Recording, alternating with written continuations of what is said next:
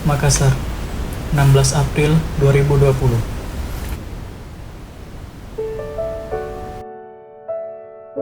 Yang tersayang, Ibu. Assalamualaikum warahmatullahi wabarakatuh. Ibuku tercinta, apa kabar? Saya harap Ibu baik-baik saja di sana. Alhamdulillah, saya sehat di sini.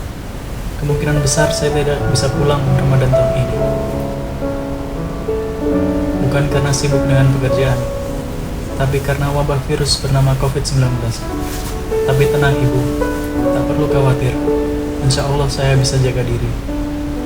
Ibu harus jaga kesehatan ya. Selalu rajin cuci tangan, jaga jarak dengan warga sekitar, banyak istirahat, dan jaga pola makan. Saya selalu mendoakan Ibu di sini. Satu lagi Ibu, saya ada puisi buat Ibu. Tak ada kata-kata yang mampu mewakili kerinduanku pada Ibu, walaupun deretan kata itu telah lama beradu. Tak ada kata-kata yang mampu mewakili maknanya, bila kasih sayang Ibu tiada batasnya.